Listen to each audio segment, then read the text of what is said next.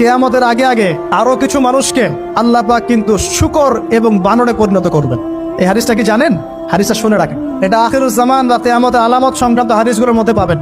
আল্লাহ রাসূল সাল্লাল্লাহু আলাইহি ওয়াসাল্লাম বলেছেন, কিয়ামতের আগে আগে আমার উম্মতের মধ্যে, ভালো করে শোনেন, কিয়ামতের আগে আগে আমার উম্মতের মধ্যে একদল মানুষ বের হবে যারা মদ পানকে হালাল মনে করবে। কাকে? মদ পান করাকে হালাল মনে করবে। যারা বাদ্যযন্ত্র, গায়িকা, নায়িকা এগুলো নিয়ে নর্তকী নাচাবে রাতের বেলা, এগুলোকে হালাল মনে করবে।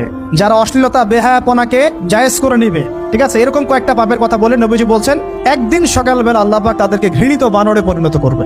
এটা হবে সামনে, কখন কিভাবে হবে আল্লাহ ভালো জানেন। এবার আমি কনসেপ্টে চলে আসি। এই যে পৃথিবীতে নেমে আসলাম, তাহলে আমরা কোত্থেকে আসছি ভাই? আমরা কি পৃথিবীর অধিবাসী ছিলাম? আমরা জান্নাতে ছিলাম, ওখান থেকে আল্লাহ পাক পাঠিয়েছে। এবার পৃথিবীতে এসে আদম আলাইহিস সালামের যুগে খুব একটা দুর্ঘটনা ঘটে নাই, একটা ঘটেছে। কয়টা? একটা। ভাই হাবিলের কোরবানি কবুল হয়, কাবিলের অন্তর্দাহ হয়, জ্বালা হয়। কেন হাবিলেরটা কবুল হবে, কাবিলের কেন হচ্ছে না? এই হিংসার বশবর্তী হয়ে কাবিল হাবিলকে হত্যা করে ফেলে। হত্যা করে লাশটা দাফন করার পদ্ধতিও তার জানা ছিল না। আল্লাহ কাককে পাঠালেন, কাককে দেখে সে শিখলো। প্রথম দুর্ঘটনা হচ্ছে হাবিল কাবিলের দুর্ঘটনা। বলে রাখি, আজকেও নিজের ভাইয়ের বেশে বহু কাবিল মুসলিম সমাজের মধ্যে ঘুরে বেড়ায়। নিজের ভাইয়ের লেবাসে, পোশাকে, সুরতেই বহু কাবিল এখনো কিন্তু মুসলিম সমাজে ঘুরে বেড়ায়। তো আমরা কাবিলদেরকে কাবিলের পরিণতি সম্পর্কে সচেতন করতে চাই।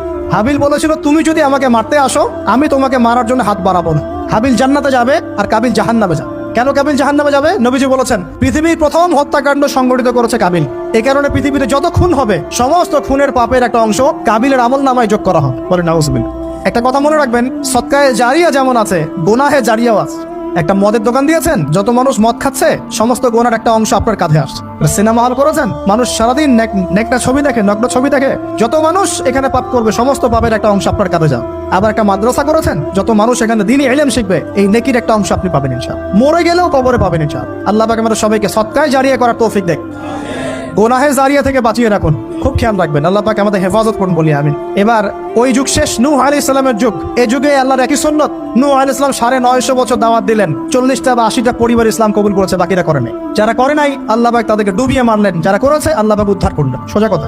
আজকে সারা পৃথিবীতে যত মানুষ আমরা বেঁচে আছি না, আমরা কোনো না কোনো ভাবে ওই 80 পরিবারের সদস্য। আমরা ভাই ভাই, আমরা ওই ফ্যামিলি, 80 ফ্যামিলির অন্তর্ভুক্ত। কিরকম করে? নূহ আলাইহিস সালামের 4 সন্তান ছিল। কয় সন্তান? এক সন্তানের নাম হচ্ছে হাম। কি নাম? হাম। হাম ছিল একটু কালো বর্ণের। হামকে দিয়ে আফ্রিকার কন্টিনেন্টে যত মানুষ দেখছেন ব্ল্যাক স্কিনের, কালো স্কিন, এরা সবাই হামের বংশধর। মজা না বিষয়টা? মানুষের অস্তিত্ব পৃথিবীতে, ইতিহাস, এগুলো খুব ইন্টারেস্টিং টপিক। ইতিহাস পড়তে থাকলে আপনি ডুবে যাবেন।